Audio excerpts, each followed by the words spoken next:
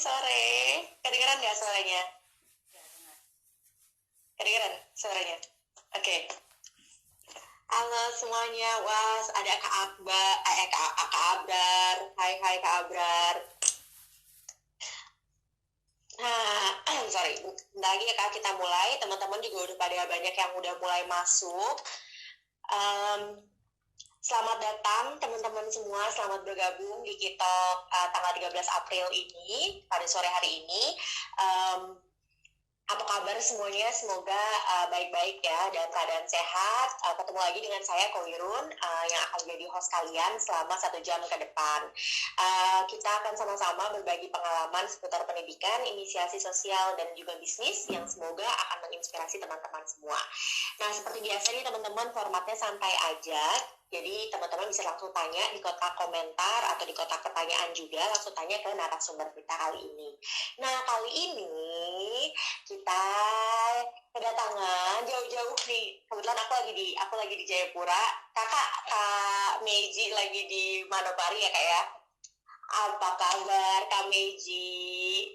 Tuhan baik. Gimana keadaan di Manokwari Kak? Untuk saat ini masih aman. Masih aman, terkendali ya? Iya, terkendali. Tapi masih working from home juga? Iya. Udah berapa lama? Masih sama nggak sih Kak? Kayak apa duluan Jayapura yang lockdown ya? Manokwari tidak lockdown. Iya sih, maksudnya mulai disuruh kerja dari rumah tuh dari Februari juga? Sama. Oh, siap. Nah teman-teman, jadi Kak Meiji mulai memiliki seorang pebisnis dan memiliki sebuah clothing line yang namanya Eksotis Papua ya Kak ya. Dan bisa langsung dilihat di Facebook, di page Instagramnya Kakak @meiji_eksotis_papua. Nah untuk kali ini kita bakal selama 1 jam ke depan kita bakal kenalan sama Kak Meiji, dapat cerita-cerita pengalaman dari Kak Meiji, tanya-tanya gimana sih cara Kak Meiji membangun bisnisnya gitu. Nah, nggak usah lama-lama lagi, jadi kita langsung aja kita dengerin ceritanya Kak Meiji. Gimana sih Kak awal mula memulai usaha Kakak di bidang clothing line dan yang dinamain Eksotis Papua? Silakan. Sebenarnya kalau mau cerita mungkin awalnya tuh macam istilahnya main-main macam iseng-iseng begitu. Itu juga cuma karena pas akhir dari tahun 2016 hitung-hitung ada sedikit berkat yang dapat. Terus saya berpikir, kalau berkat ini saya pakai untuk kasih habis, mungkin nanti hitung Januari sampai bulan April, karena terhitung saya juga sebagai cuma honorer, daripada nanti kalau hitung-hitung Januari sampai April tuh harus biasanya dulu istilah patah jari kayak ini, maksudnya nanti tidak ada sesuatu yang nanti dapat hasil dari itu. Jadi saya coba dari berkat sedikit yang saya dapat, coba saya bikin apa begitu. Saya coba cari-cari di internet, saya bilang apa yang saya bikin. Kayak makanya saya juga tidak punya jiwa bisnis, juga tidak ada sama sekali. Jadi sudah dari situ saya coba apa yang saya harus buat. Di situ saya coba coret-coret, kayaknya saya bikin apa. Coba saya bikin baju kaos, karena saya lihat maksudnya karena saya sendiri pribadi, saya hobi menggunakan baju kaos begitu. Jadi saya hobi menggunakan baju kaos, tapi apa yang saya harus buat? Sudah saya coba membuat 2 baju kaos di situ, di mana baju itu juga terinspirasi dari kebiasaan yang saya lakukan atau hal-hal yang biasa saya pakai.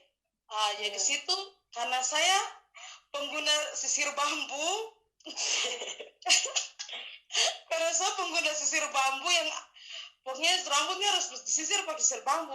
Saya harus buat apa untuk bisa saya jual saya punya baju ini.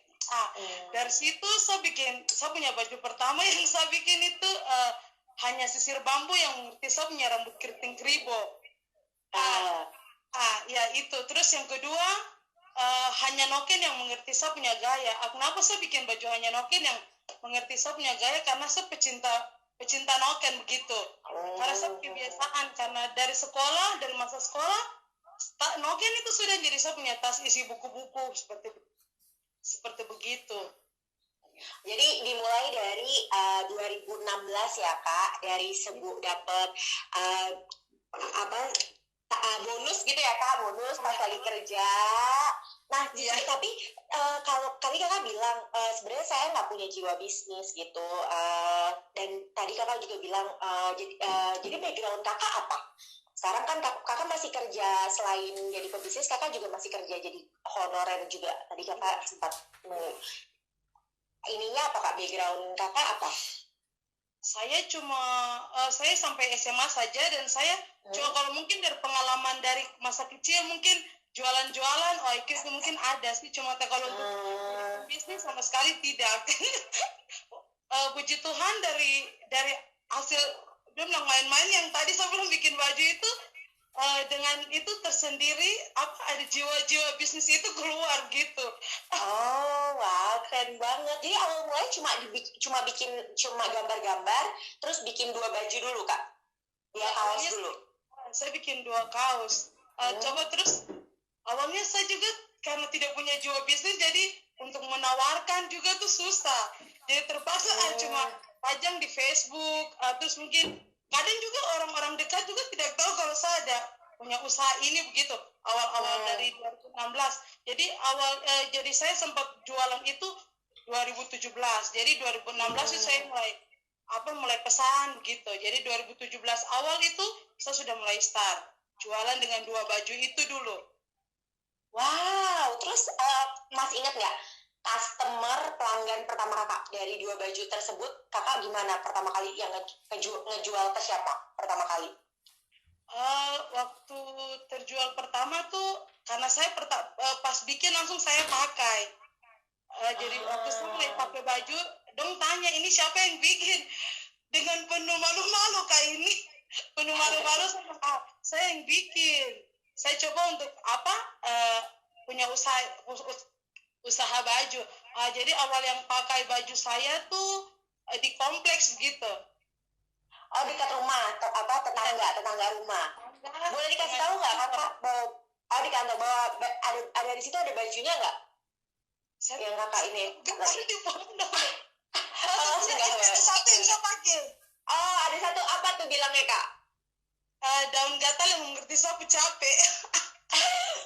Wah, boleh dikasih tahu nggak daun gatal tuh maksudnya apa tuh? Ini pasti teman-teman semuanya beberapa orang yang mungkin kakak-kakak yang mungkin belum tahu beberapa budaya Papua atau ini artinya apa Kak? Jadi kalau daun gatal biasa dia bilang semacam obat tradisional gitu dia maunya alami gitu. Maksudnya biasanya kalau kebanyakan kalau kita di Papua itu kalau macam rasa badan sakit atau memang ada sakit atau capek, itu gosok saja di badan, pasti otomatis capek hilang atau mengurangi sakit begitu. Oh, oke. Direbus dulu nggak usah Kak? Tidak Kak, digosok di badan saja. Langsung itu. Oh, ini teman-teman. Oke, nanti teman-teman juga pada bilang, iya nih betul itu daun gatal baru capek hilang gitu. Banyak yang bilang, banyak yang say hi juga, Kak Dona, Kak Febri, anak Jayapura. Nah, menarik banget. Soalnya kakak sendiri yang mencoba dari hanya 2 baju gitu. Terus sekarang sudah melakukannya berarti dari mulai 2017 ya, mulai produksi agak lebih banyak gitu. Kakak berarti sampai sekarang kan Kak, udah ini perkembangannya yang kakak lihat dari awal mula kakak mencoba dari 2, sekarang udah produksi berapa baju? Dari awal cuma 2. Oh, wow, per bulannya gitu Kak, udah mulai kejual 40-an atau per minggu nih? Kadang per minggu, kadang 1 bulan 2 kali saya produksi. Itu bisa 3 sampai 4 model baju.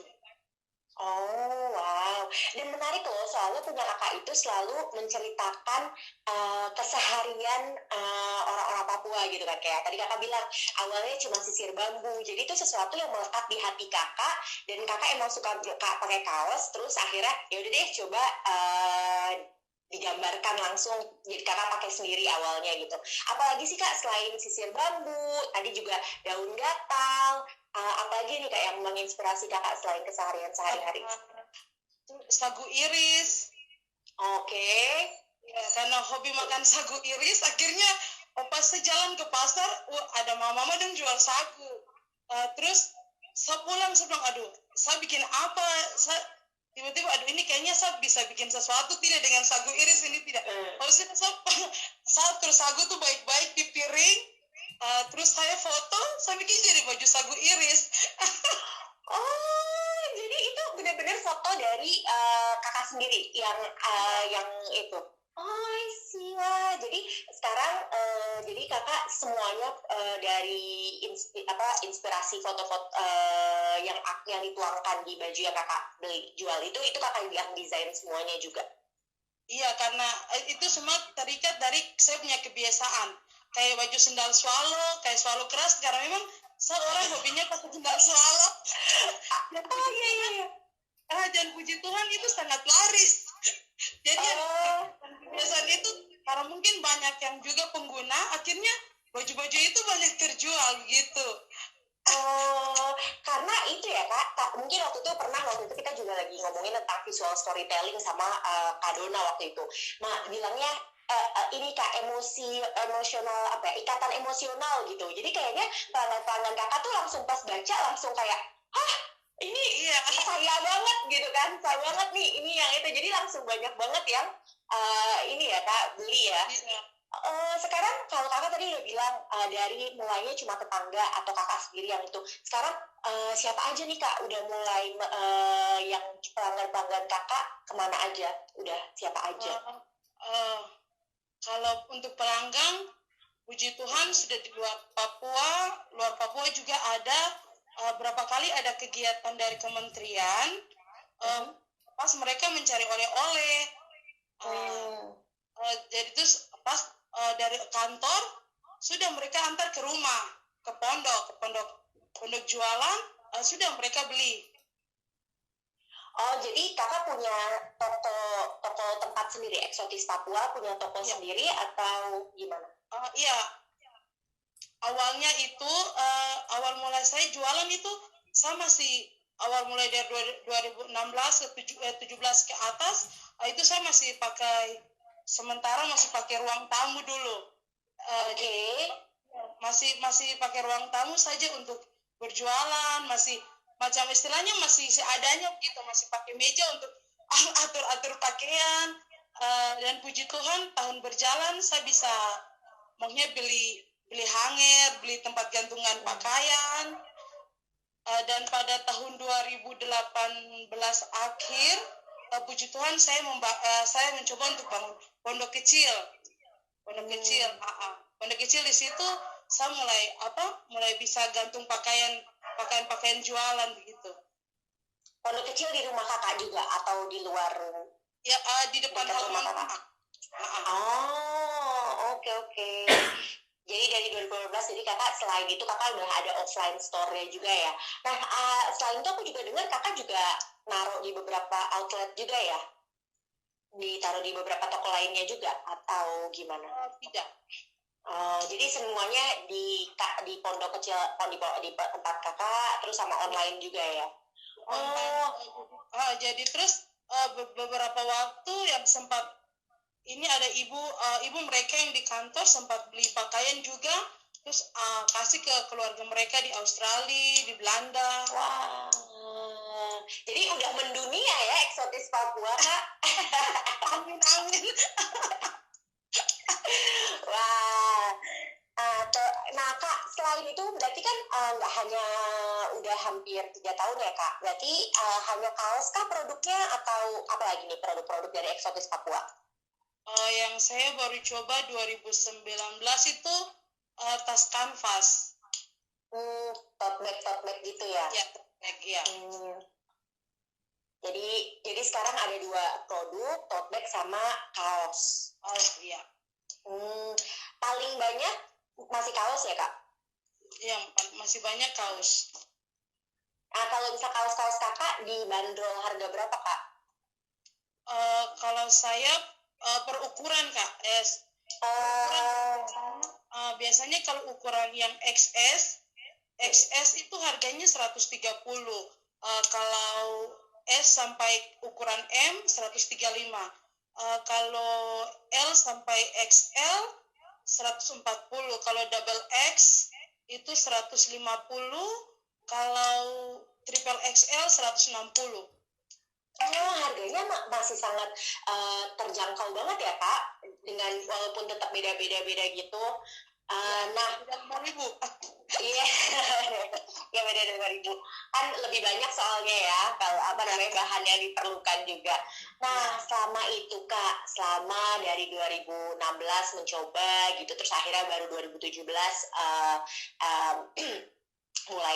mulai dijualkan gitu. Itu apa sih Kak suka dukanya selama memulai clothing bisnis eksotis Papua? Kalau kita memulai bisnis pasti ada suka dukanya. Iya, jadi mulai awal perjalanan berjualan, karena kita identik, orang di Papua identik dengan bon.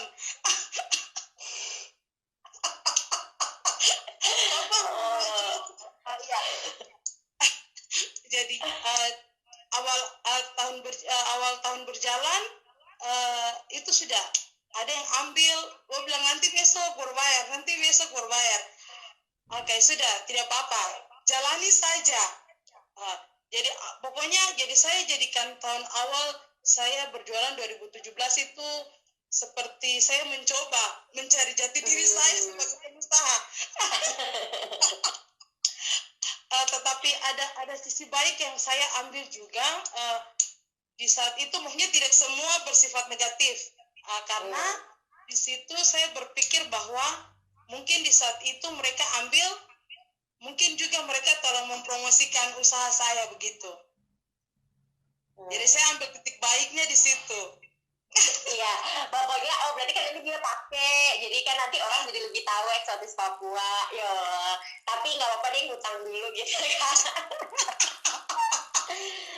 Itu 2017. Terus apa lagi Kak selain itu? Terus sekarang masih banyak yang melakukan hal yang sama atau Kakak udah belajar dari itu, akhirnya Kakak emang nggak ada, kalau belum ada ini nggak bakal saya kasih atau gimana? Jadi dari tahun berjalan itu saya mulai mencoba merubah cara penjualan, dan banyak hal yang saya lakukan, dan kadang saya juga mencoba untuk memberikan pemahaman. Oke.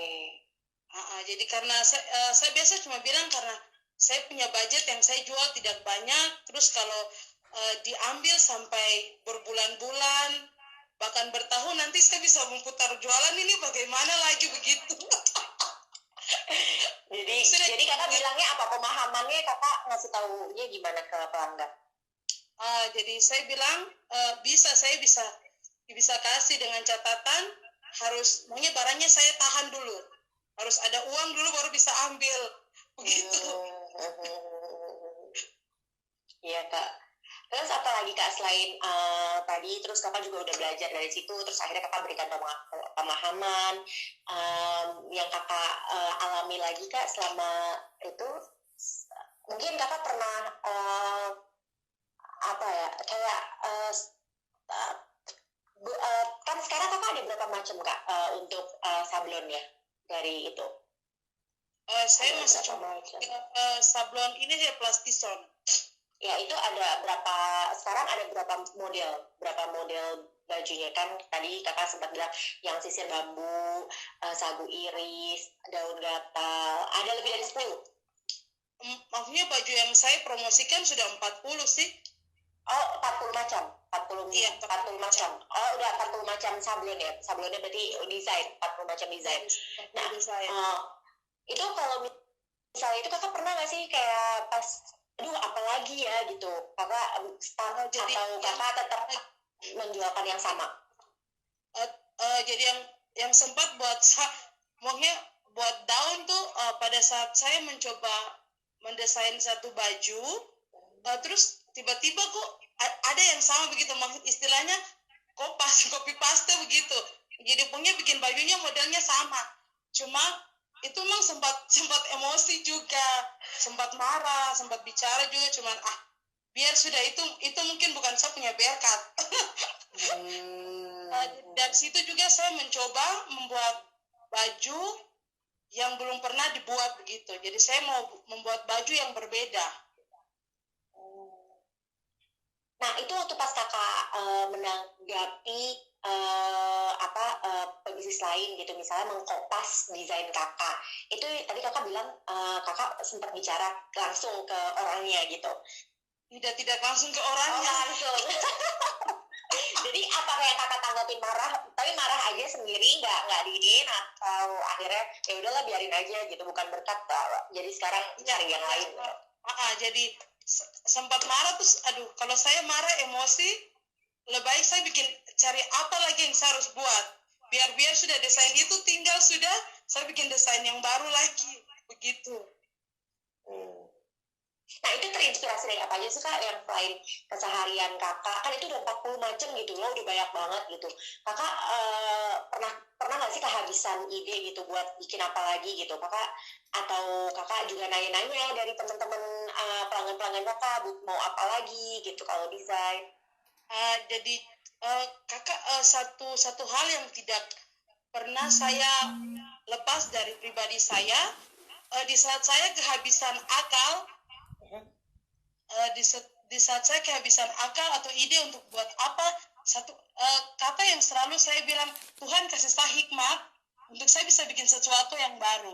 Dan itu hal yang tidak pernah terlepas dari saya punya kebiasaan, dan hampir semua baju yang saya buat itu memang saya punya kebiasaan. Dan saya mencoba mengangkat kita punya budaya juga, seperti saya punya baju anak dusun, ada gambar sagutuman, di situ bagaimana saya memperkenalkan bahwa potong harus tetap jaga sagu gitu.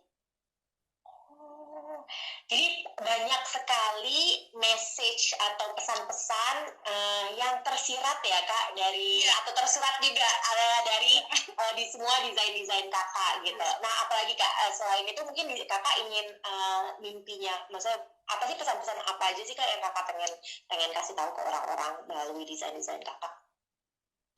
Jadi hal-hal yang saya pesan, seperti kayak baju sagu iris, karena kebanyakan kita sudah tidak mau makan sagu lagi. Mungkin kita lebih banyak makan roti, beli pisang goreng.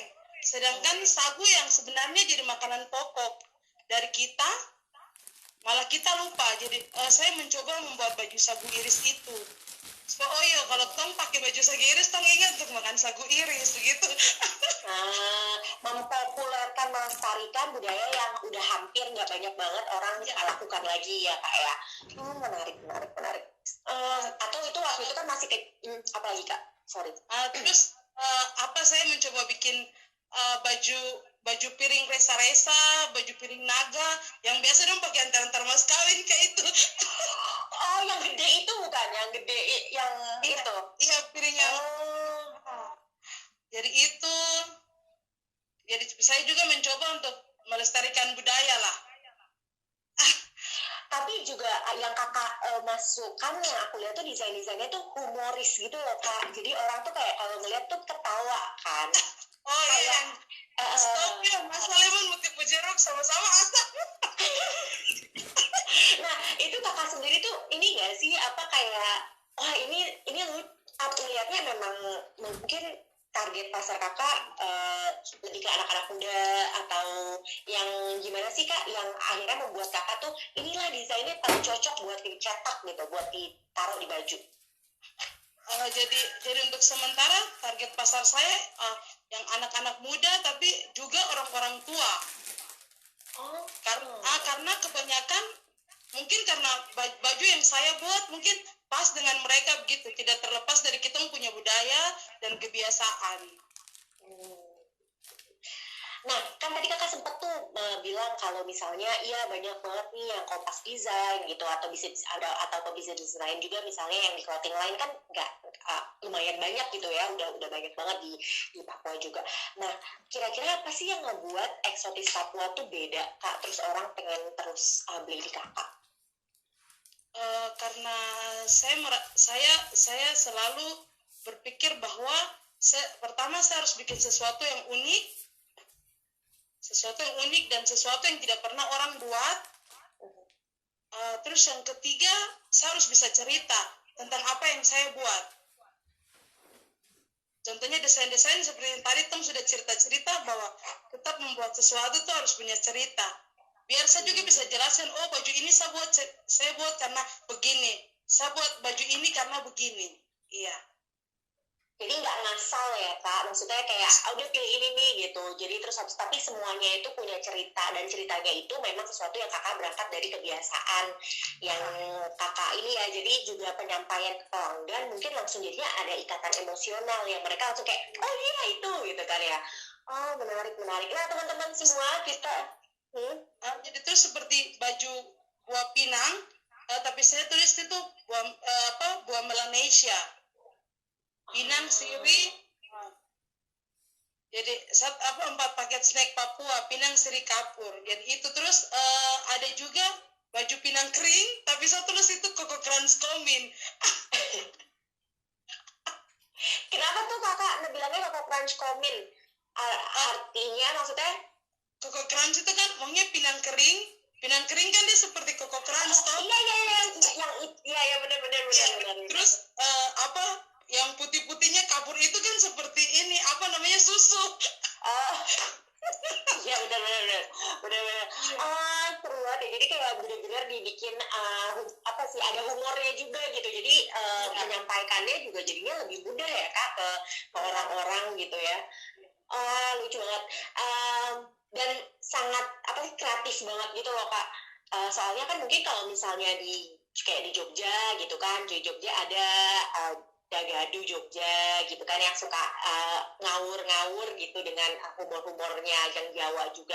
Terus di Bali juga ada. Nah mungkin kalau misalnya teman-teman di eksotis Papua mungkin bisa jadi kayak gitu juga nih kak, ya kan? Bisa lebih ini, jadi bisa ini.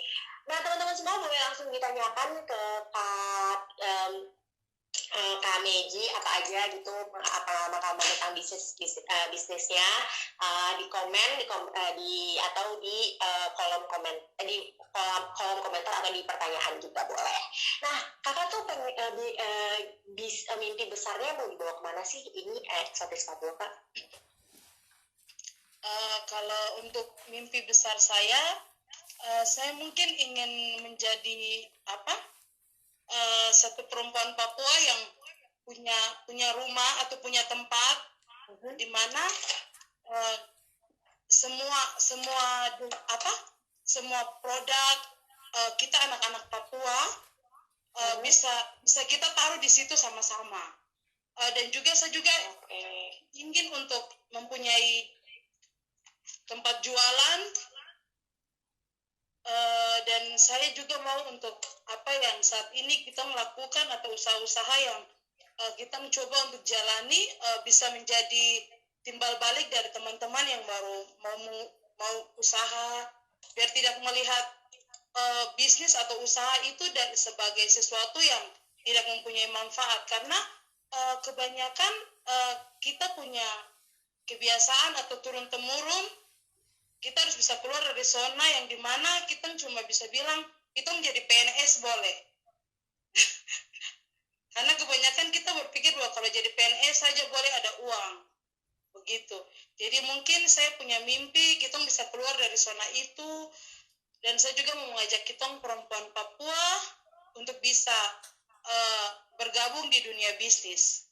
Karena kita punya tanah ini masih luas dan banyak hal yang harus bisa kita buat. Iya, Bener banget. Jadi intinya bisa punya galeri ya Kak. Jadi menampung banyak banget karya-karya anak-anak muda yang ada di Papua untuk bisa sama-sama belajar ya. Mungkin rumah-rumah produksi juga gitu atau pokoknya belajar bersama. Soalnya setahu saya Kakak masih hanya ngedesain ya Kak, ngedesain aja, belum memproduksinya maksudnya secara mandiri. Nah, kalau bisa apalagi Kakak juga pengen banget mungkin bisa mempekerjakan banyak orang, membuka lapangan pekerjaan ya Kak buat bisa mulai memproduksi. Kakak berarti sekarang lagi di zona-zona di zona maksudnya lagi di wabah-wabah sekarang. Kakak gimana Kak di bisnis Kakak, dampaknya apa, terus Kakak menanggapinya gimana? Kalau untuk dampak saat ini ya pemasukan sangat minim dan kadang juga tidak ada pembeli, tapi ya kita tidak meminta semua ini, tapi cukup kita berdoa agar semua ini bisa berakhir dan kita bisa punya bisnis atau kita punya usaha ini bisa berjalan kembali dengan baik. Tapi puji Tuhan juga dengan keadaan saat ini, kalau untuk saya pribadi ada terinspirasi hal-hal baru yang harus saya buat juga. Ini berarti jangan-jangan langsung untuk next ini ya Kak. Habis ini berakhir langsung langsung ini baru ya, langsung satu ya produksi baru, desain yang mungkin habis ini kayak summer collection gitu kali ya Kak, atau apa gitu ya. Jadi teman-teman semua untuk kami Iji memanfaatkan waktunya dalam wabah corona ini, walaupun omset yang menurun, tapi dimanfaatkan dengan develop atau mengembangkan produk-produk baru ya Kak, terinspirasi dengan adanya ini, jadinya mulai dengan desain-desain baru. Nah sekarang berarti kalau misalnya udah, ini kan minggu ketiga ya Kak, kita work from home atau kerja dari rumah, berarti udah dapat berapa inspirasi desain nih, jangan-jangan banyak inspirasi desain untuk, berarti banyak banget mungkin ya. Ada 2 desain baru. Udah ada 2 desain baru. Pasti ini ya. Dan ada rencana 1 produk baru. Oke. Jadi bakal ada produk baru lainnya selain kaos sama tote bag. Iya. Boleh ada bocoran nggak? Boleh ada bocoran nggak? Nanti. Nanti. Oke. Jadi bisa teman-teman semua bisa langsung kontak Kak Meiji kalau misalnya mau pesen-pesen baju yang lucu deh. Kalau soalnya aku juga kadang-kadang bisa langsung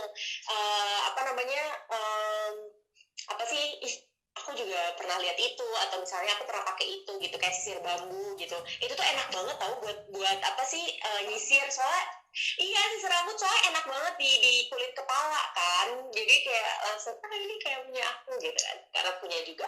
Nah terus ada pertanyaan dari Ririn 2 Lembang, Kakak produksi bajunya di Manokwari atau di luar Papua? Produksinya saya masih buat di Bandung, masih cetak dari Bandung. Nah, makanya teman-teman tadi Kak Meiji juga sempat bilang kalau misalnya Kak Meiji lagi mengembangkan, dia punya rumah produksi di Manokwari ya Kak ya, di rumah. Jadi Kak Meiji bisa melakukan semuanya di Papua gitu, di dalam Papua. Jadinya nggak harus pesan-pesan keluar gitu. Sekarang lagi nabung ya Kak buat itu? Nabung dan berdoa.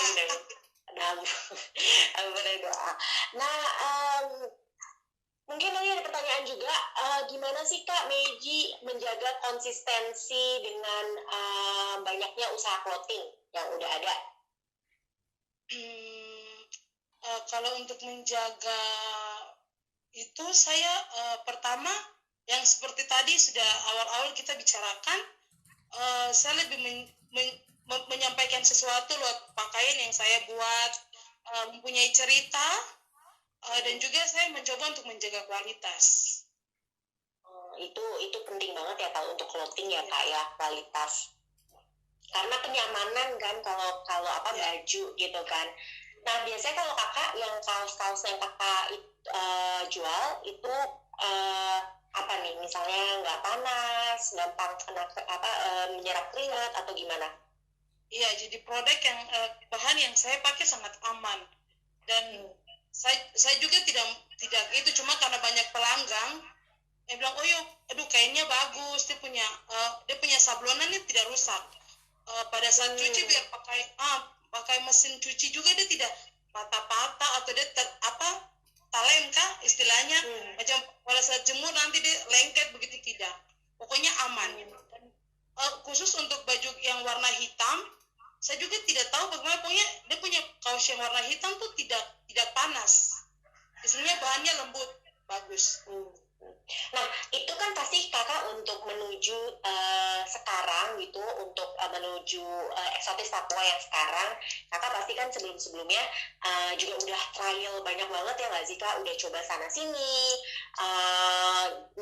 gitu nggak sih kak? Gimana sih prosesnya akhirnya kakak bisa sampai sekarang gitu? Jadi ini saya sudah awal tahun berjalan sampai sekarang, saya sudah 2 kali ganti tempat produksi. Jadi yang awal tahun saya mencoba bagus, cuma kadang ini ukurannya tidak menetap. Kadang jahitannya nanti ukurannya lebarnya sekian, terus nanti kadang yang datang ukurannya beda ukurannya lagi begitu. Oke. Jadi puji Tuhan yang terakhir yang saya kerjasama ini sangat aman, dan saya bertahan. Jadi banyak banget melalui trial and error teman-teman semua. Kak Meiji juga melakukan itu ya, dan terus ya kak ya, maksudnya selalu mencari yang terbaik, dan ya itu balik lagi tadi kak Meiji juga sempat bilang kalau kerjasama. Jadi Kak Meiji kerjasama sama banyak pihak untuk bisa memproduksi barang kakak ya untuk sekarang. Maksudnya kan pasti nggak cuma dari kaosnya atau tote bagnya, pasti juga dari packagingnya gitu-gitu kan juga pasti kakak juga kerjasama sama beberapa rumah produksi juga ya. Nah itu kakak gimana sih awal mula kayak akhirnya bisa kayak kenal mereka, terus habis akhirnya iya deh kita kerjasama, itu tuh membangun koneksi itu gimana sih kak?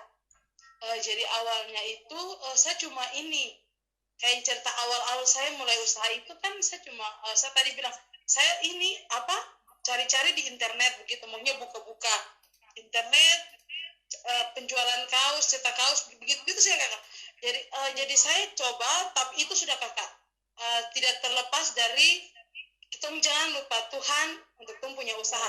Jadi sebelum saya berdoa, saya bilang Tuhan tolong kasih, karena saya mau usaha, Tuhan tolong kasih tahu orang siapa yang saya bisa kerjasama dengan mereka. Jadi puji Tuhan selama berjalan kita cuma lewat WA dan WA, telepon, SMS itu saja.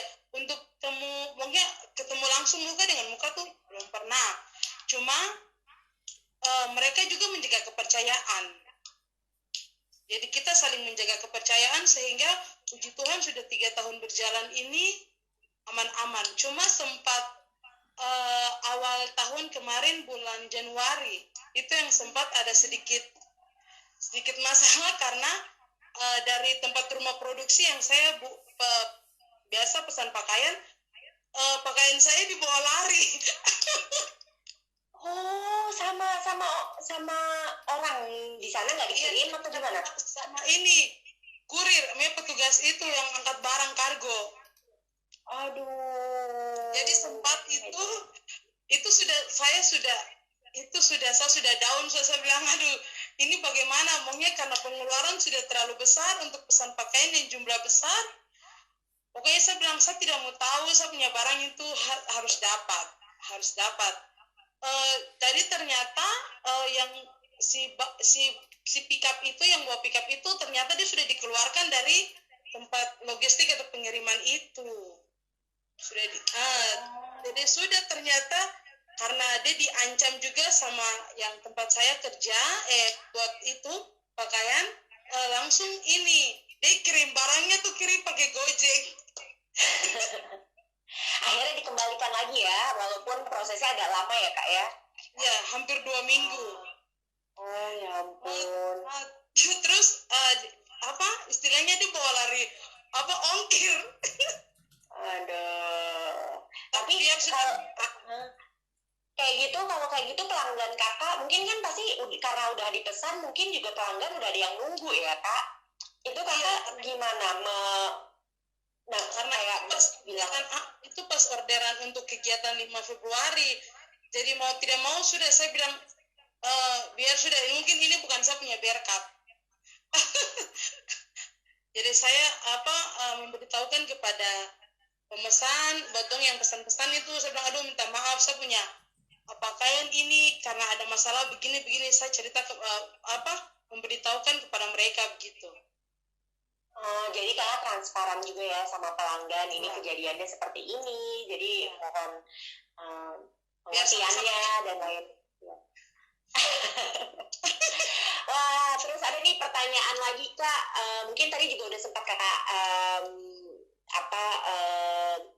sempat udah dijawab sih sedikit ya. Tantangannya apa aja sih pas kakak yang kakak hadapi dalam mengembangkan eksotis Papua? Tadi kakak sempat ngomong masalah ada ya namanya bon gitu kan di awal, terus habis itu juga tadi kakak masalahnya waktu itu pas pengiriman, karena kan misalnya dari Papua terus Bandung kan jauh, logistik mungkin. Selain itu kira-kira apa lagi kak? Mungkin ada 2 poin lain yang kayak tantangan yang kakak hadapin.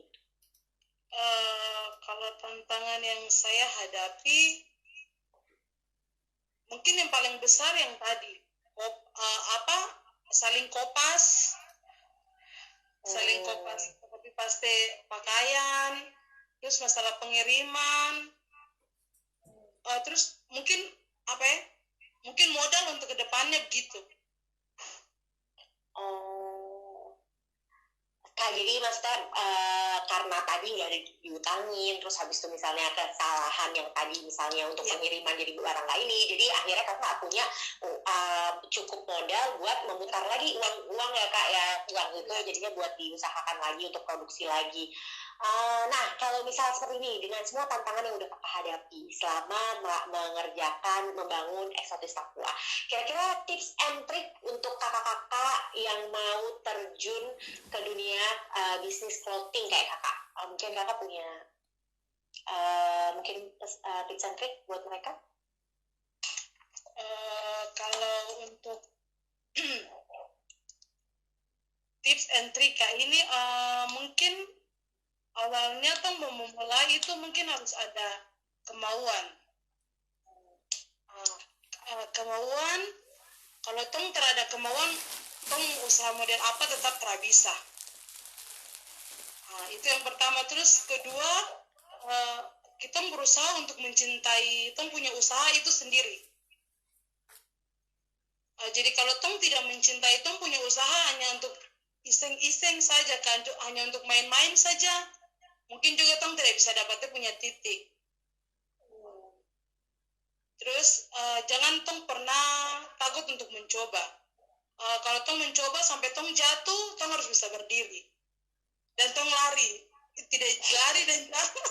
Harus maraton ya kan, maraton nggak sih kalau ngerjain bisnis, apalagi zaman sekarang yang omset kayak ini, aduh bikin elus dada. Iya, terus kita juga bisa tetap menjalankan usaha walau kadang laku, kadang tidak laku. Kita harus mencoba, trik apa yang harus buat lagi, trik apa yang harus jalankan lagi supaya mungkin saya punya usaha ke depannya tuh dia bisa jalan lagi, dia tidak hanya di tempat saja begitu. Terus kita banyak menawarkan produk. Makanya kita banyak yuk ini saya punya jualan ini begini. Terus yang paling terakhir itu jangan kita lupa untuk mengikut sertakan Tuhan dalam tong punya usaha. Itu paling penting ya Kak, ya kan? Semuanya. benar biar jadi berkah gitu kan kerjaan kita, usaha kita gitu ya. Jadi teman-teman ini pada menarik banget karena Maggie udah sharing-sharing ke kita beberapa tips buat teman-teman semua yang ingin memulai atau terjun ke dunia bisnis ya, hanya ini bisnis clothing. Salah satunya adalah ini yang paling aku pengen highlight adalah mencintai usaha atau produk yang kalian ingin jual.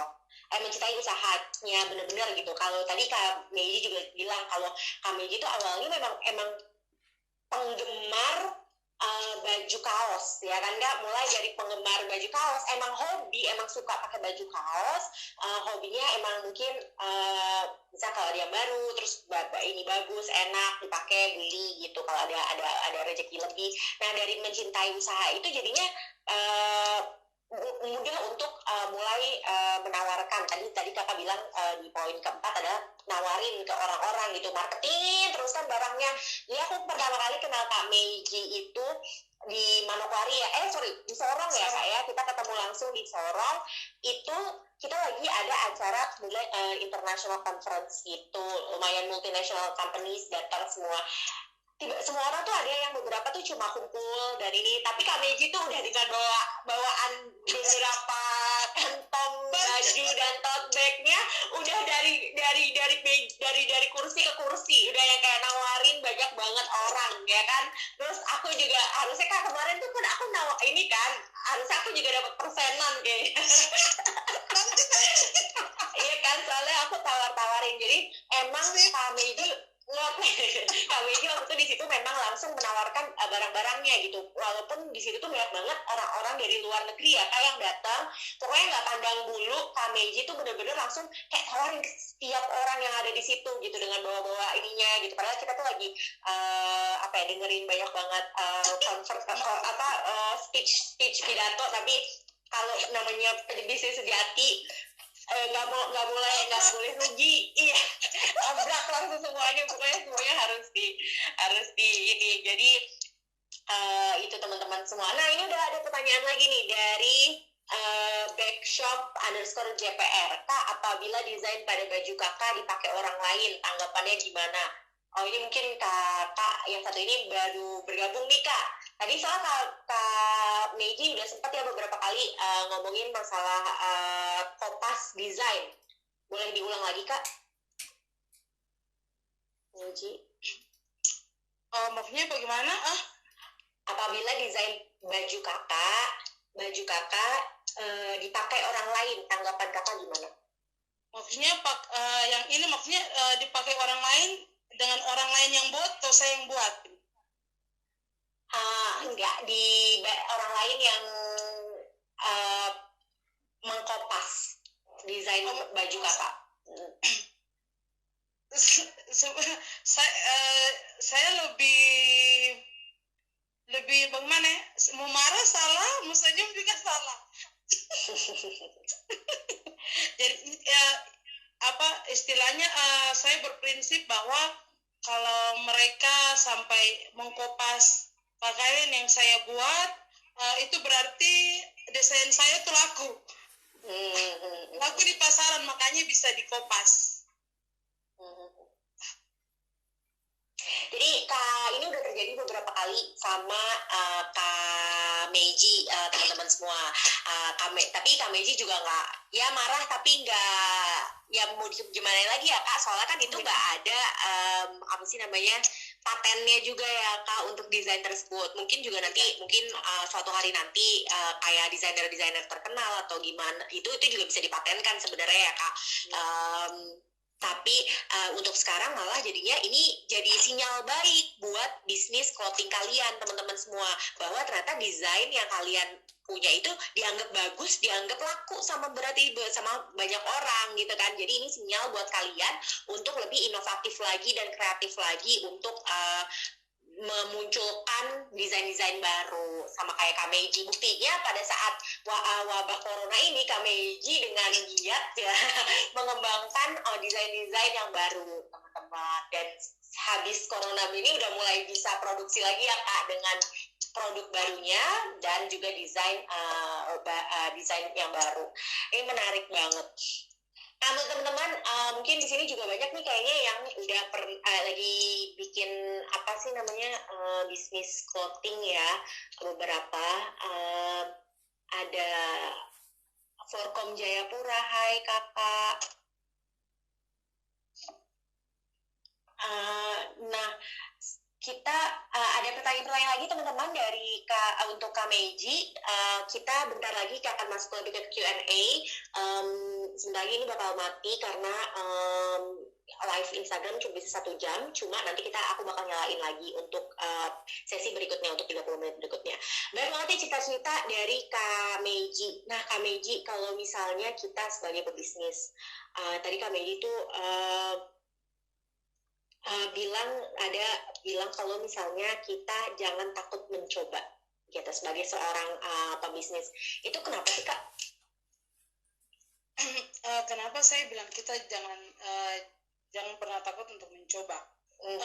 Karena kalau kita tidak mencoba sesuatu, mungkin kita tidak bisa tahu dampak kedepannya tuh bagaimana. Kalau kita jatuh, kalau kita punya usaha yang kita menjalankan itu udah gagal, kita harus terus berusaha untuk dapat titik terang. Oh, Tom punya usaha ini dia harus seperti begini, Tom punya usaha ini dia harus seperti begini. Jadi kita lebih mengarahkan apa usaha kita di saat kita mencoba itu. Jadi mencoba, menjalankan, belajar dari situ. Kalau gagal berarti jangan mengulanginya. Kalau misalnya berhasil berarti dijalanin lagi gitu ya Kak. Jadi teman-teman jangan takut untuk mencoba juga.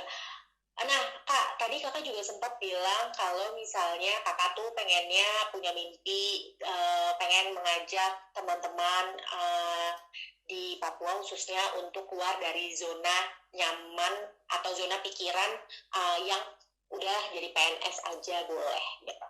Kenapa sih Kak? Iya karena kita identik atau kebiasaan sudah kita kalau di Papua tuh maunya jadi PNS saja. Jadi kita tidak mau usaha, sebenarnya banyak hal yang kita bisa buat. Kayak contohnya berjualan, macam jualan pinang atau yang lain-lain, maksudnya dari pinang itu kita bisa buat apa? Selain itu tong jual untuk tong konsumsi, mungkin pinang itu bisa dijadikan apa begitu. Cuma karena kita selalu berpatokan bahwa kita harus jadi PNS sehingga kita mau masuk di dunia bisnis itu setengah mati. Tapi mungkin juga bisnis itu juga harus keluar dari hobi atau apa begitu mungkin menurut pandangan mereka, sehingga tidak mau mencoba untuk keluar dari zona itu. Banyak nih Kak yang bilang kalau misalnya aduh nggak punya modal gitu, nggak bisa jadinya gitu, nggak punya modal, gimana sih mulai bisnis tanpa karena nggak punya modal gitu. Nah kalau menurut Kakak menanggapi pernyataan tersebut gimana? Kalau saya memang kita kalau usaha butuh modal, tapi bukan berarti harus dengan modal yang banyak atau modal yang besar. Mungkin dengan contohnya seperti saya memulai modal saya itu dengan uang 2.500.000. Banyak ya Kak, lumayan. Ya. Maksudnya dalam arti bahwa kita tidak harus menunggu, contohnya macam tunggu bantuan atau buka tangan saja ini tunggu dong datang kasih bantuan baru kita usaha. Tidak, sebenarnya kalau kita jalankan usaha di situ sebenarnya justru kita yang mendatangkan bantuan gitu. Kita yang tinggal kita usaha, oh ya ini bantuannya ini bantuannya ini sebenarnya. Cuma kadang kita mungkin malas mencoba itu. Oh, maksud Kakak jadi dengan kita membuka usaha, memulai dulu, nanti malah banyak banget pintu yang terbuka ya Kak ya. Nanti jadinya malah ada yang mau nolong atau partneran bareng, kerjasama, terbuka, pasar lebih besar lagi, yang tadi mungkin misalnya kita jadinya bisa ketemu waktu pas di Sorong, jadi ketemu orang-orang baru gitu kan, terus habis itu jadi kayak macam-macam ya Kak, jadinya jadi lebih apa ya, lebih luas lagi gitu, nggak cuma dan tadi juga Kak, modal itu nggak harus banyak, terus juga mungkin modal tuh nggak harus uang ya Kak ya, Iya. atau gimana menurut Kakak? Iya, sebenarnya modal juga tidak harus uang. Kalau menurut saya, kalau kita punya kemauan, mungkin kita bisa istilahnya kita kerjasama dulu untuk kumpul modal kita begitu. Mungkin contohnya, saya punya usaha, saya punya baju. Mungkin ada yang mungkin tidak ada modal. Saya tolong jual baju gitu. Mungkin dari situ persennya disimpan. Dari situ kan dengan sendirinya modal itu bisa ada. Iya. Atau pre-order dulu teman-teman yang sekarang kan bisa tuh setengah 50% dulu kali, terus habis nanti pas lagi udah nyampe mungkin jadinya langsung dibayar sisanya dan lain-lain sebagainya gitu. Teman-teman ini aku bentar lagi kita bakal bakal mati dulu, terus habis itu nanti aku bakal sambung lagi ke bagian selanjutnya dan bakal lebih seru lagi dengan Kak Meiji lagi. Nah Kak Meiji maaf ya, ini soalnya bentar lagi bakal mati, jadi jangan kaget nanti langsung pas aku live lagi, Kak Meiji live lagi ya. Kita masih ada waktu 30 menit bersama Kak Meiji.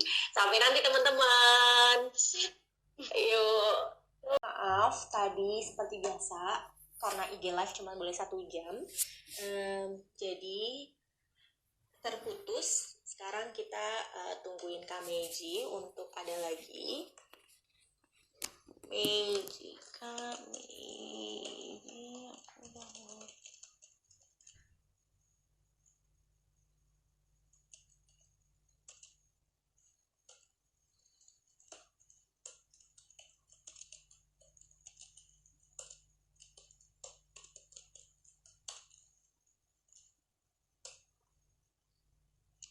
Hai semuanya, ketemu. Nah, bentar ya, kita bakal bareng lagi sama Kak Meiji.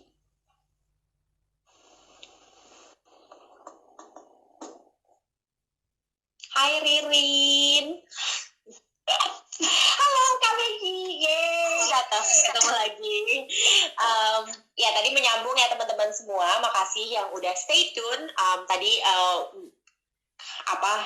karena cuma IG live cuma boleh 1 jam, jadi kita balik lagi sekarang.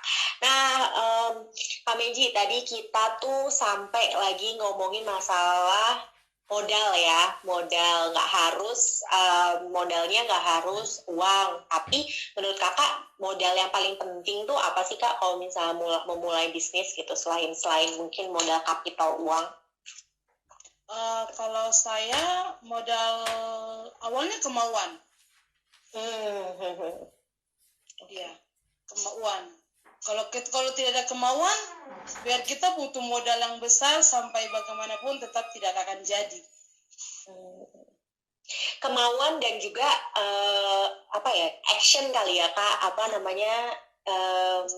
kayak melakukan sesuatu yang nyata gitu. Iya.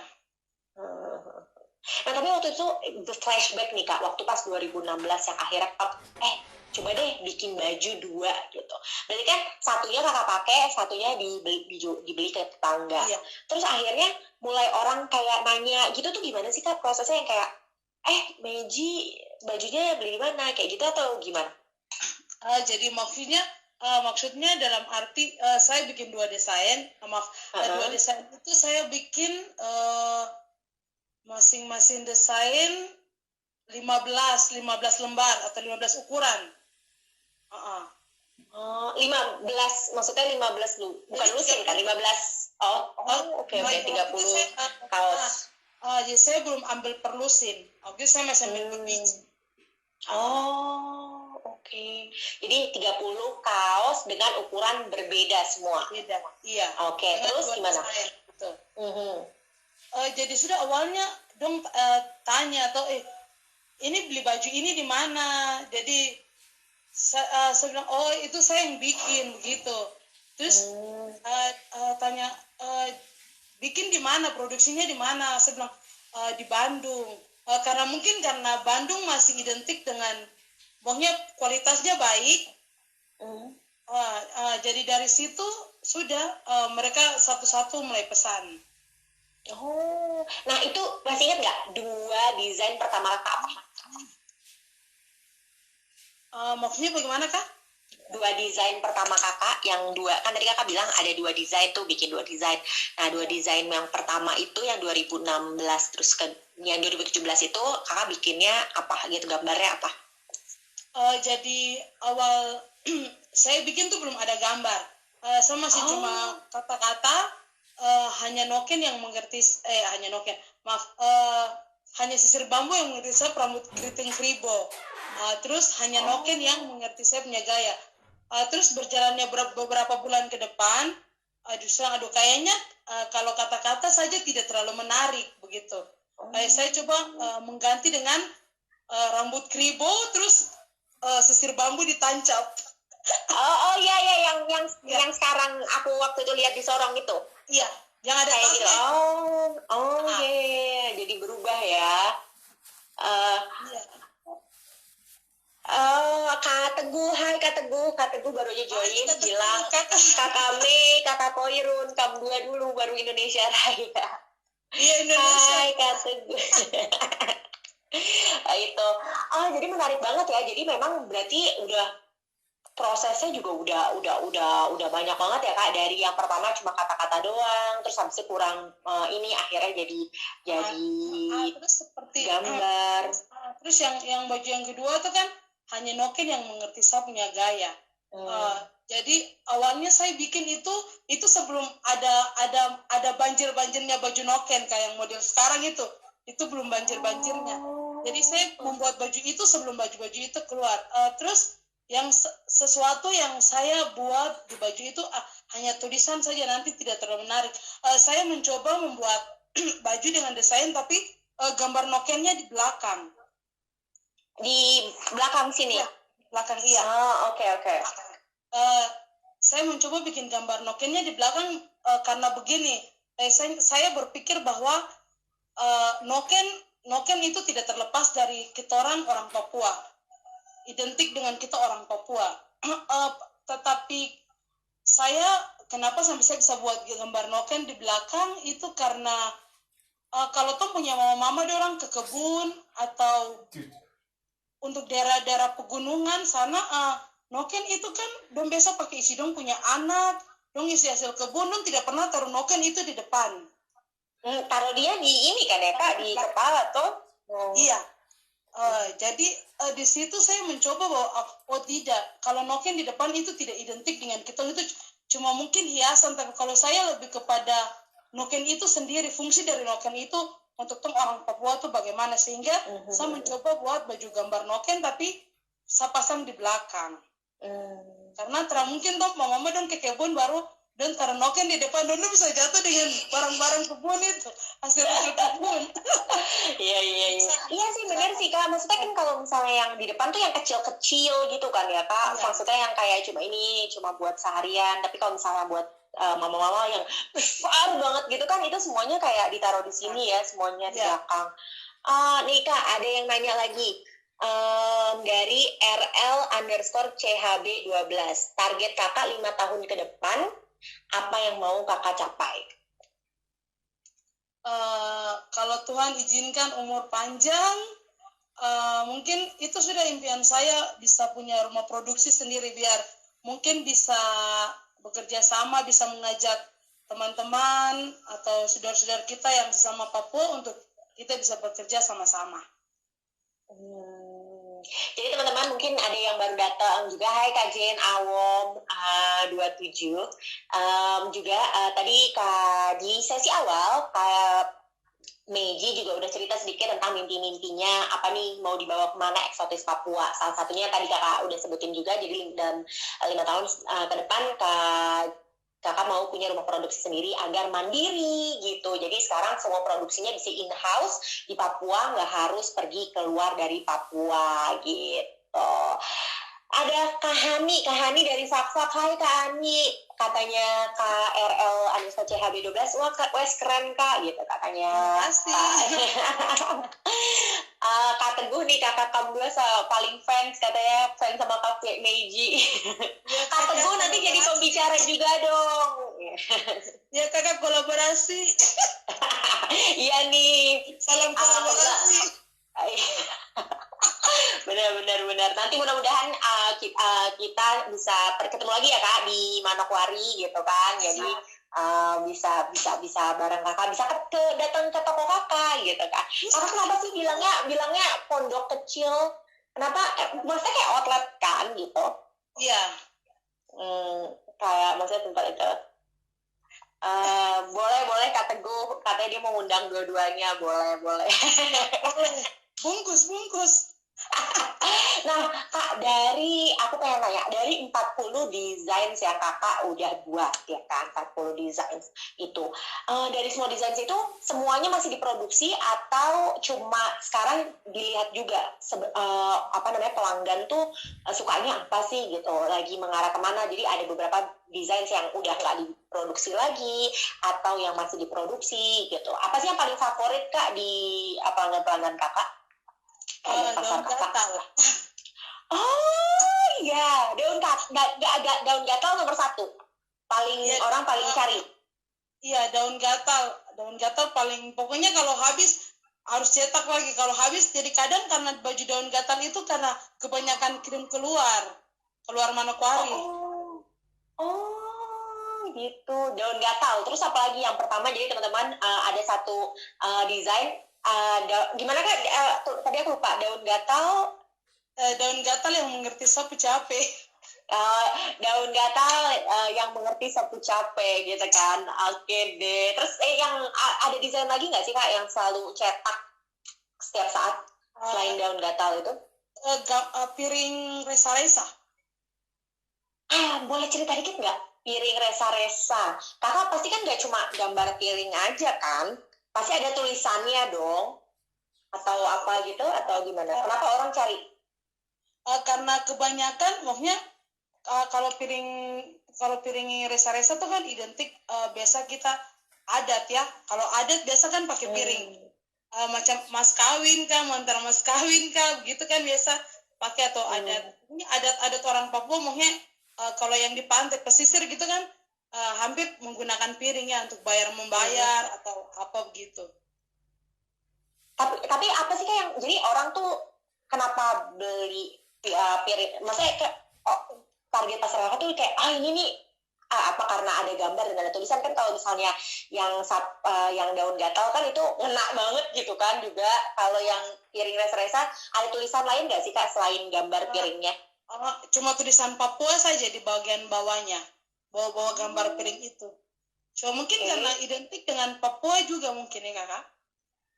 Selain hanya noken gitu ya Kak, karena kalau noken mungkin banyak banget yang lain yang udah punya gitu. Mungkin baru Kakak kali ya yang punya desain yang piring resa-resa ya nggak? Aku nggak pernah lihat soal sebelumnya.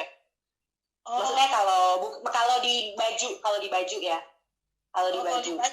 Oh ya. Sudah, nanti ini jadi PR untuk baju lengan panjangnya sih. Gitu ya. Nggak, soalnya kalau piring resa-resa, maksudnya kayak piringnya aku tahu piring yang buat ini, tapi kalau misalnya yang kayak ditaruh di sablon gitu kan, yang ditaruh di baju, itu tuh paling sering kan noken yang biasanya kan, atau kayak gambar anak-anak kecil gitu, atau gambar pulau Papua gitu kan, atau Honai gitu kan yang biasanya. Nah kalau misalnya piring gitu aku belum pernah sih. Teman-teman, ada nggak nih beberapa pertanyaan lagi? Kita masih ada 20 menit lagi bersama Kak Meiji. Kak Jen Awam nanya ke Kak Meiji, kalau di Manokwari alamat tokonya di mana? Alamatnya di Vanindi ST. Vanindi ST tuh, langsung nanti cari. Pokoknya bisa langsung di @Meiji Eksotis Papua, teman-teman bisa langsung tanya, dan Kak Meiji orangnya sangat terbuka dan open banget untuk berbagi ya Kak ya, untuk pengalaman dan lain-lain juga. Dan kalau mau pesen bisa langsung. Ada nih Kak, satu lagi, Kakak ada kerjasama tidak dengan anak-anak Papua yang punya desain Papua yang unik? Ditanyain sama pedasedan.jpr.co. Kakak kerjasama nggak sama orang-orang, sama anak-anak Papua yang punya desain-desain unik lainnya? Kalau untuk sementara saya belum punya kerjasama. Masih sendiri begitu, istilahnya masih sendiri. Selama ini berarti kakak mungkin kedepannya bisa mencoba. Tuh teman-teman semua, mungkin ada yang mau kerjasama, apply gitu kali ya kak. Nih kak, aku punya ide ini gitu kali ya, bisa langsung kontak Kak Meiji juga. Nah kalau kayak gitu berarti Kak Meiji sekarang mengerjakan Meiji Eksotis Papua ini masih sendiri atau bersama mungkin teman atau punya pekerja juga? Untuk sementara mungkin kalau untuk bantu jaga pondok atau jaga galeri begitu mungkin ada, cuma kalau untuk kerjakan mungkin masih sendiri. Jadi kita sekitar 2 orang. Oh, jadi sekarang kakak berdua ya? Iya.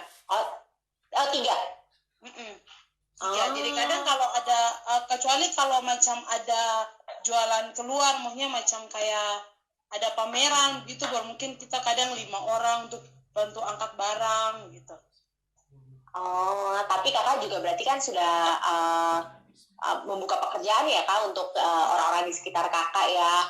Gitu teman-teman, tadi juga ada yang bilang pesan mudah-mudahan dalam 5 tahun semoga bisa buka lapangan pekerjaan buat anak-anak muda Papua ya kak dalam 5 tahun ke depan. Amin. Sekarang Kak Meiji kerja sama 2 orang lainnya ya kak secara day to day untuk operasionalnya, jaga toko dan lain sebagainya.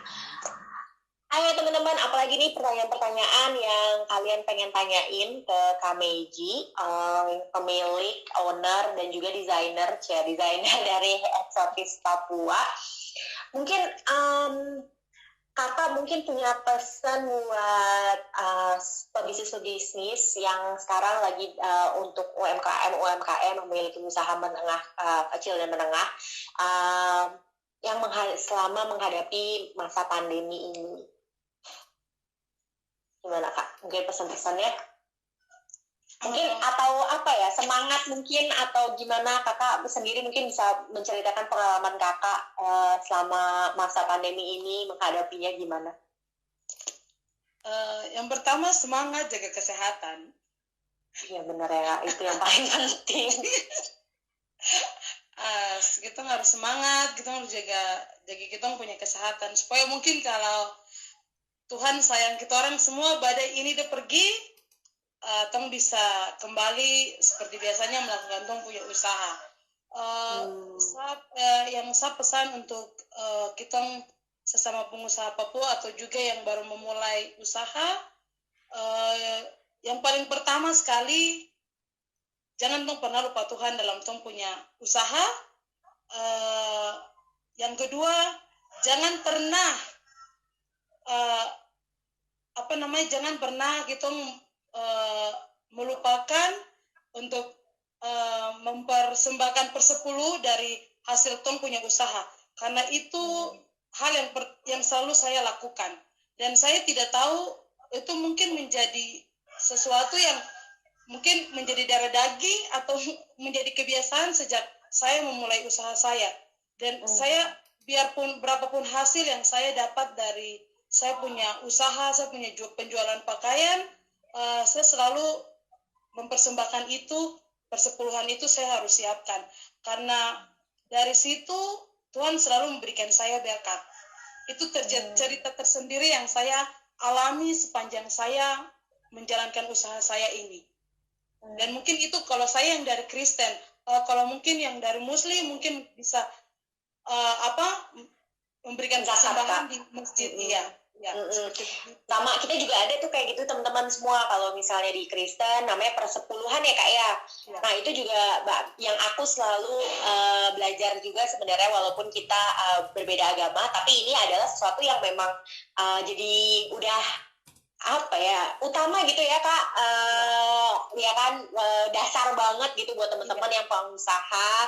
Ini sebuah hal yang mendasar banget, berapapun yang kita dapetin kita harus memberikan amal gitu kan ke persepuluhan atau ke dizakatin biar kita dapat berkat yang lebih banyak karena kita berbagi kepada orang lain. Ini yang aku paling suka kalau cerita sama Kak Meiji, yang bikin aku tuh jadinya refleksi lagi gitu ke dalam diri gitu. Soalnya Kak Meiji tuh selalu membawa Tuhan di setiap langkah nya. Jadi kalau misalnya ngomong tuh nggak pernah lepas. Jadi aku tuh yang kayak, wah iya ya, aku jadi harus inget juga gitu. Aku juga jadinya berefleksi pada diri sendiri gitu.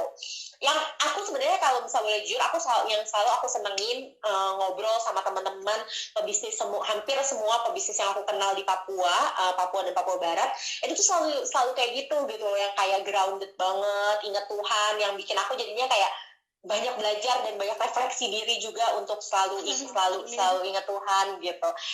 Teman-teman semua, hai, ada Nata yang lagi di Jerman. Dia harusnya di Sorong tapi lagi sekolah di Jerman. Apa kabar adek? Kok mau nanya ini Wigets, nggak tahu dia masih nonton apa enggak. Cuma ini Nata juga, dia punya ini Kak, IO gitu ya, buat birthday birthday engagement gitu-gitu ya, pokoknya di Sorong. Tapi dia lagi sekolah sekarang di Jerman. Hai Ade. Wah, senang banget teman-teman semua, kita udah masih ada waktu lagi nih, dikit lagi buat kita ngobrol-ngobrol sama Kak Meiji. Tadi Kak Meiji udah bilang untuk langkah-langkah awal buat teman-teman yang mau mulai usaha itu selalu mengikut kesalahan Tuhan, perpuluhan, apalagi nih Kak? Terus jangan kita saling menjatuhkan. Karena kadang kalau kita saling menjatuhkan, itu kita sudah bisa down duluan. Jadi saya mengajak untuk kita sama pengusaha Papua, khususnya kita anak-anak muda, mari kita bisa bergandeng tangan. Bagaimana kalau kita mau bisa bekerja sama, kalau kita sendiri saling menjatuhkan, produk ini begini, sebenarnya kita tidak boleh mempunyai hal begitu. Maksudnya tidak boleh punya kebiasaan untuk saling menjatuhkan. Terus kita harus belajar untuk bisa membuka diri untuk siapa saja.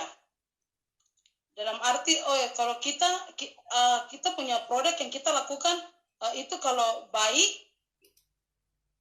kita terima komentar atau masukan. Tapi terus kalau produk kita tidak baik, kita juga harus bisa terima. Kita tidak boleh marah.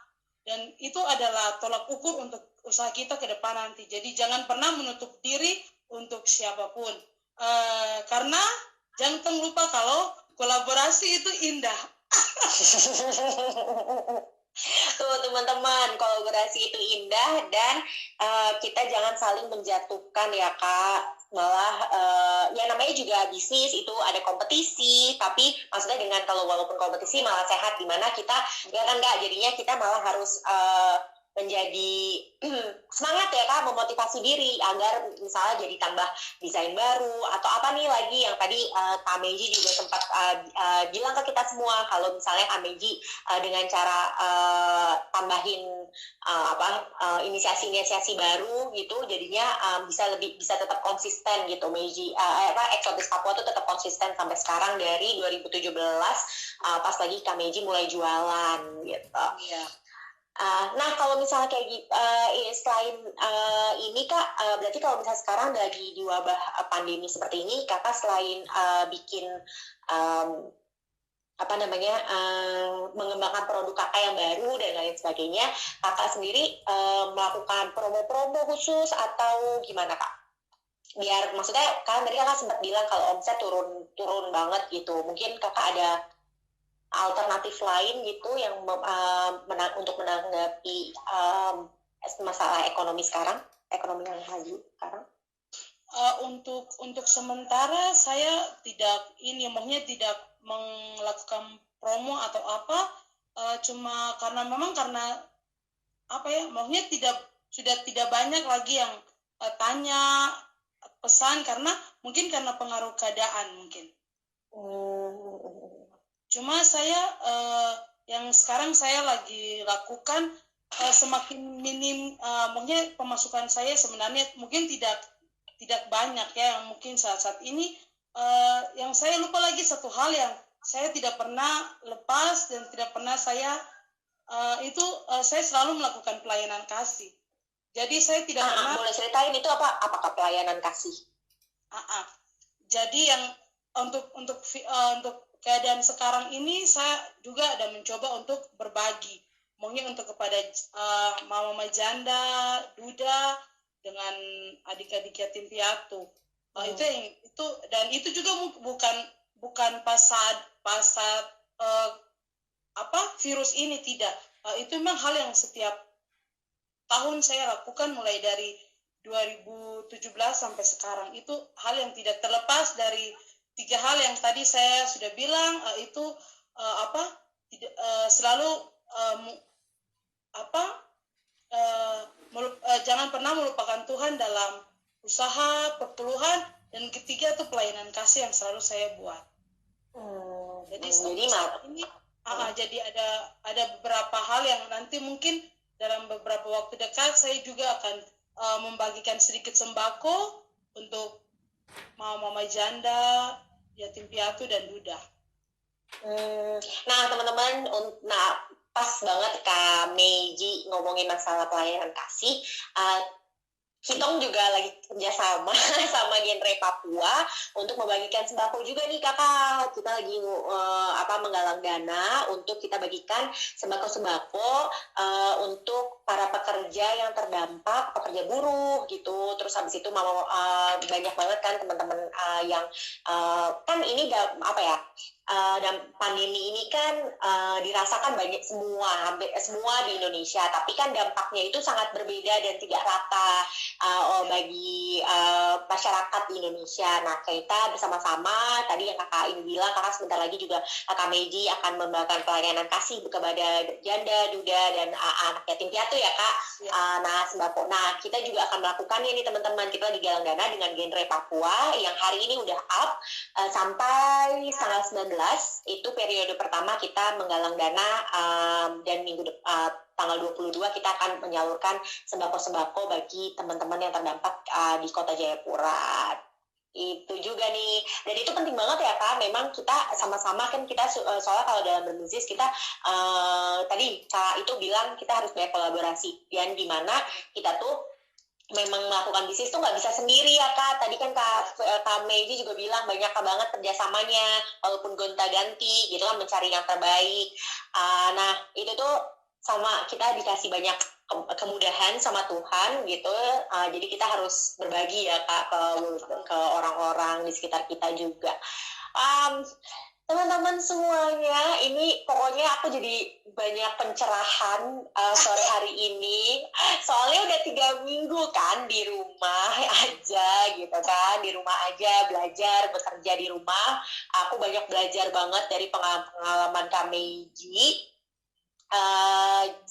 dengan membuka dalam membangun bisnis eksotis Papua Kak Meiji. Nah, mungkin pesan terakhir nih kak, pesan terakhir aja, terakhir sebelum kita menutup Kitong Talk sesi ini.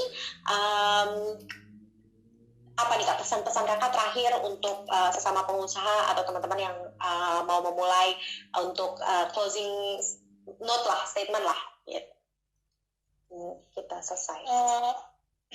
Pesan terakhir, mari kita kolaborasi sama-sama biar Tong tetap jaga Papua dan Tong juga mencintai dunia bisnis ini.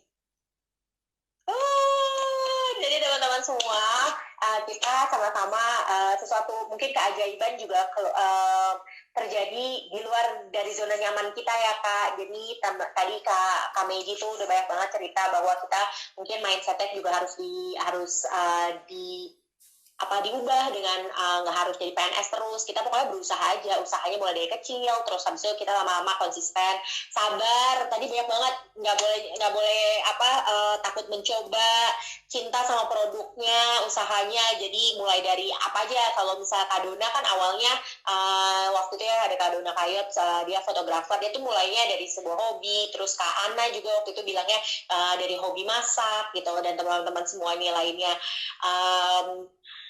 kalian juga dari hobi aja gitu bikin prakarya buat anaknya tiba-tiba jadi bisnis. Jadi buat teman-teman semua yang mau memulai bisa pokoknya mulai apa aja ya Kak gitu. Dengan tadi Kak Meiji juga bisa bilang modalnya nggak harus besar kok, dan modalnya nggak hanya dengan uang aja gitu. Jadi teman-teman semua, di hari sore hari ini kami berdua ingin banyak terima kasih. Aku juga banyak terima kasih buat teman-teman dan juga Kak Meiji yang sudah menjadi narasumber kita hari ini. Saya pribadi sangat banyak banget belajar dan benar-benar refleksi diri, terutama tadi deh pokoknya yang selalu mengikut sertakan Tuhan di setiap langkah kita.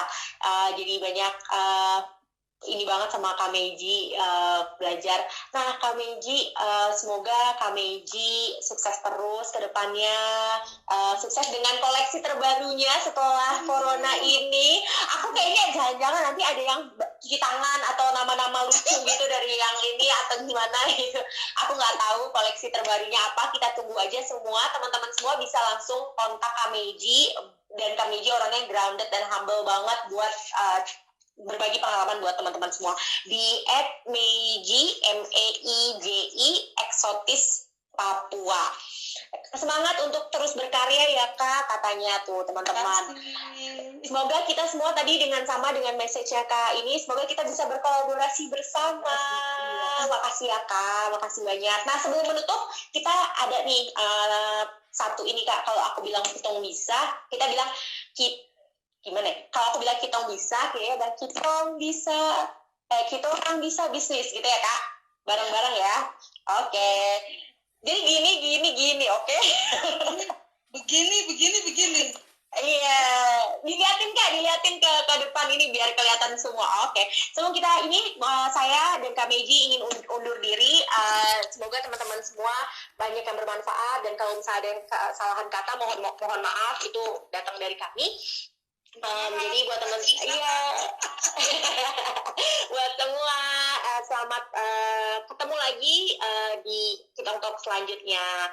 Oke, kita bisa, kita orang bisa bisnis. Sampai nanti Kak Meiji, terima kasih.